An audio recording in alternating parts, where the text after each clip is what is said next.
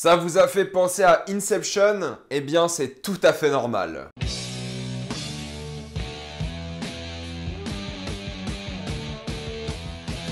Réminiscence. Comme d'habitude, jusqu'à la minute indiquée dans le titre de la vidéo, il n'y aura pas de spoilers, car êtes tranquille, après on va tout spoiler. Réminiscence est l'histoire d'un monde futuriste où un homme va décider d'enquêter sur son passé afin de retrouver son ex-compagne. Pour cela, il a une machine qui lui permet de remonter dans les mémoires des gens afin d'y trouver des indices. Je ne sais pas on est combien dans ce cas-là, mais j'attendais beaucoup ce film, la bande-annonce m'avait vraiment vendu du rêve et j'avais hâte de le voir. Alors oui, ça ressemble beaucoup à Inception, à Westworld. C'est assez logique lorsqu'on sait qui est derrière ce film. C'est Lisa Joy qui s'en occupe. Pour ceux qui connaissent pas ses œuvres, c'est la femme de Jonathan Nolan, le frère de Christopher Nolan, et ils ont tous les trois toujours beaucoup travaillé ensemble, et ça se ressent. Mais Lisa Joy est principalement la créatrice, ou du moins l'une des créatrices, scénaristes et réalisatrices de Westworld. Westworld qui est une collaboration Lisa Joy et Jonathan Nolan. Donc c'est pour ça que l'esthétique, les visuels, le son, la musique, qui est composée par Ramin Djawadi, donc le même compositeur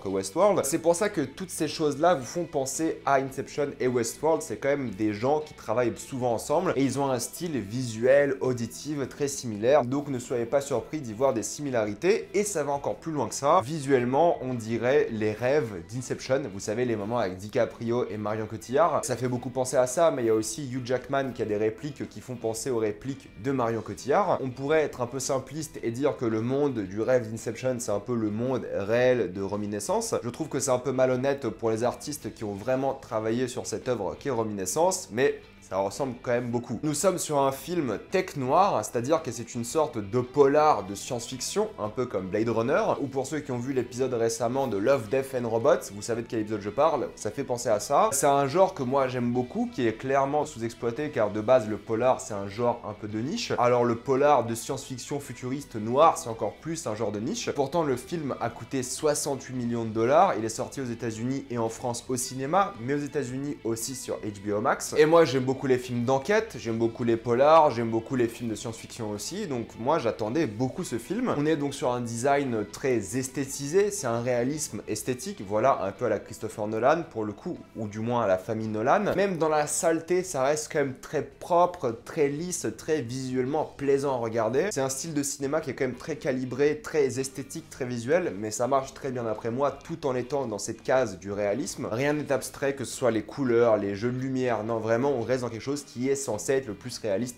possible. On essaie d'imaginer ce monde futuriste où les inondations ont causé énormément de problèmes. Nous sommes à Miami, mais la ville est complètement inondée. Les gratte-ciels sont submergés par de l'eau et tout le monde se déplace en bateau, donc c'est une idée visuelle que moi j'aime beaucoup. Le monde vit de nuit car la chaleur de la journée est insupportable et insurmontable pour la majorité des gens. On est dans une société dystopique où le réchauffement climatique a repris le dessus. Il y a donc un message écologique important dans le film, même si c'est pas la priorité du film, il y a un message qui est transmis par les visuels et par le monde que ça a essayé de bâtir, parce qu'il y a une sorte d'ambiance qui est créée par rapport à des moments de guerre qu'on voit jamais malheureusement, mais on sait que le personnage principal de Hugh Jackman a vécu la guerre, mais on sait pas vraiment c'est quoi comme guerre. On nous laisse plein de petits indices justement pour construire un monde et je trouve que ça marche plutôt bien. Il y a aussi un message de lutte des classes, c'est qu'on parlera d'une famille riche, mais la famille riche, elle a réussi à construire une sorte d'énorme barrage pour empêcher de vivre sous l'eau et on appelle ça les dry lands. Les riches vivent dans un monde complètement différent. Il y a une vraie séparation des classes populaires et des classes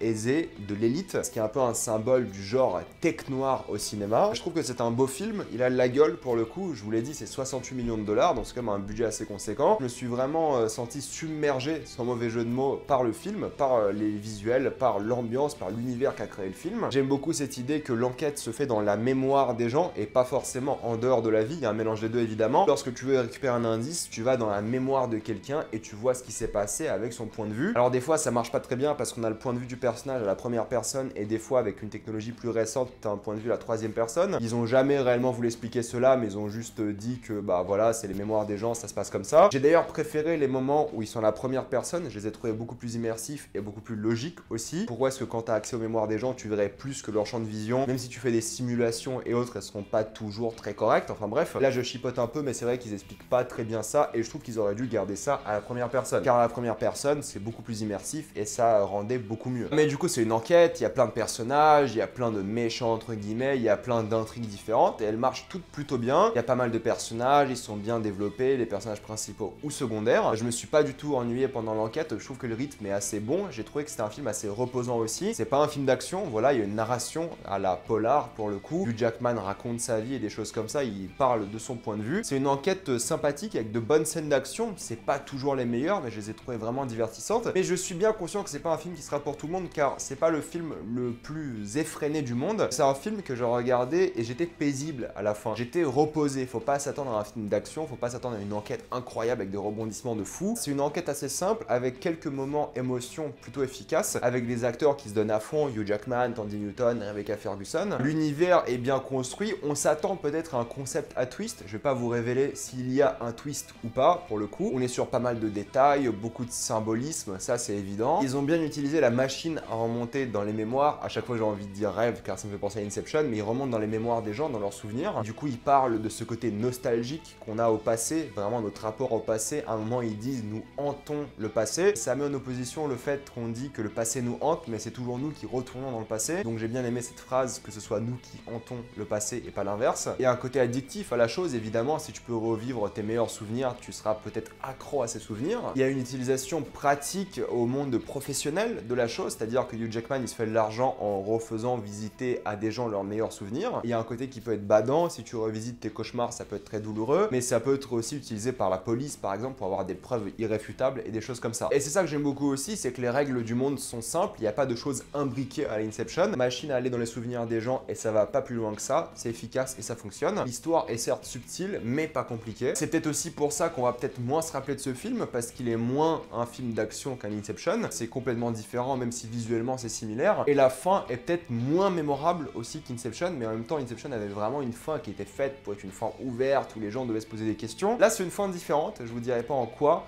mais c'est une fin que j'ai beaucoup aimée et que je trouve très satisfaisant. Enfin bref, pour conclure, Reminiscence, si vous aimez les films de polar avec un rythme un peu lent mais reposant, vous allez sûrement adorer. Si vous aimez la science-fiction à la Westworld, vous allez sûrement aimer aussi, car il y a quand même une réflexion sur l'humain, sur la nostalgie, sur l'addiction, sur le passé. Donc ça c'est plutôt bien foutu. Et si vous voulez voir un film d'action, bah écoutez, ça sera pas le film pour vous. Allez-y en regardant un film vraiment reposant. C'est le mot pour cette vidéo, c'est le mot de ce film on va dire. J'ai été entraîné par les performances, par le rythme, par les visuels, et moi j'ai personnellement beaucoup aimé le film. Mais je comprends aussi que le marketing à la Inception soit un peu traître, car c'est pas du tout un film d'action. Donc si vous voulez aller voir un film chouette au cinéma en ce moment, peut-être pas le plus mémorable, peut-être pas le plus incroyable, moi je pense que je vais m'en rappeler car je l'ai encore une fois beaucoup aimé, vous pouvez aller voir Reminiscence sur le grand écran. À partir de maintenant, on va spoiler. J'ai beaucoup aimé le personnage de Tandy Newton, on la développe aussi un peu, on développe sa relation avec Hugh Jackman, elle a un passé, elle a un avenir, on la voit bien à la fin plus âgée, plus heureuse. Je pensais que ça allait être un personnage qui serait pas du tout abordé, mais elle a son importance. Pareil pour le personnage de Rebecca Ferguson, on voit son passé, ses addictions, le fait qu'elle a voulu aimer Hugh Jackman juste pour lui mentir, juste pour obtenir ce qu'elle voulait, et c'était donc problématique pour elle par la suite, parce qu'il a commencé à avoir des vrais sentiments. Alors oui, ça c'est un peu prévisible, mais ça a plutôt bien marché, et je trouve que la scène entre les deux, justement, quand elle sait qu'il va regarder la scène d'elle avant de mourir et lui dit un adieu, et c'est une belle scène au final parce qu'elle sait qu'elle va retrouver cet homme, ce méchant, et qu'il va regarder ce souvenir, et du coup elle a le droit d'avoir son adieu même si c'est pas exactement ce qu'elle aurait aimé avoir. C'est sûrement la meilleure scène du film et je trouve qu'elle marche très très bien. Et pareil pour Hugh Jackman, tu sais qu'il a fait la guerre, qu'il a un passé, qu'il est addict à cette femme qu'il a aimée parce que pour lui c'était un peu ce qui lui changeait de la routine, c'était vraiment une nouvelle opportunité pour lui on va dire, de vivre le bonheur parce qu'on voit qu'il est quand même un peu traumatisé par la guerre. Du coup il s'est vraiment accroché à cette femme parce qu'il a senti que c'était unique, que c'était beau, et pourtant il se sentait trahi tout le long du film jusqu'à la fin où là ça va mieux. J'ai trouvé le combat contre le méchant vraiment bien foutu, vraiment entraînant, avec un crescendo musical vraiment bien, avec une scène visuelle aussi très prenante. Rebecca Ferguson dit à un moment à Hugh Jackman qu'elle aimerait entendre une histoire qui se finit bien. Hugh Jackman répond qu'aucune histoire ne peut bien se finir, donc Rebecca demande une histoire qui se finit au milieu. Et c'est un peu ce qu'on a avec ce film. Bon, c'était prévisible que ça allait finir comme ça. Avec cette scène là, moi je je m'attendais depuis le début, parce que du coup cette scène-là, on l'a au milieu du film, on l'a aussi à la fin. La fin n'est pas réellement un happy ending, parce que du coup Hugh Jackman est pour toute sa vie dans un cercueil, on va dire, de mémoire, de souvenirs. Il a choisi sa mort et il est là pour toujours, et il raconte ce mythe d'Orphée. J'ai beaucoup aimé le fait qu'il ne dise pas la vérité sur le mythe. Dans le mythe d'Orphée, il regarde derrière, il voit sa femme et elle le refinit en enfer. Et là en fait ce qui se passe, c'est que du coup Hugh Jackman et Rebecca Ferguson finissent tous les deux en enfer. Il a choisi de la regarder dans les yeux, c'est pour ça que le film se finit comme ça, il la regarde bien droit dans les yeux, comme le mythe d'Orphée, et le film s'arrête sur ça. Donc c'est pas vraiment un happy ending, mais c'est pas non plus un mauvais ending, voilà, c'est pas un bad ending non plus, mais j'ai bien aimé qu'ils ont manipulé le mythe pour justement qu'il vive à tout jamais dans ce souvenir paisible et heureux. C'est une belle fin, moi j'ai trouvé, je trouve que c'était un bon film de manière générale, je sais que pas tout le monde va l'apprécier, mais moi j'ai vraiment beaucoup aimé, et j'attends votre avis dans les commentaires, évidemment comme d'habitude. Avez-vous adoré ou détesté tout ça dans les commentaires? Comme d'habitude, pensez à vous abonner à la chaîne pour plus de vidéos, mettez un j'aime et partagez cette vidéo, ça aide beaucoup la chaîne. Si vous voulez soutenir la chaîne, pensez à la rejoindre sur YouTube. Suivez-moi sur tous mes réseaux, et moi je vous dis à la prochaine fois. Salut à tous.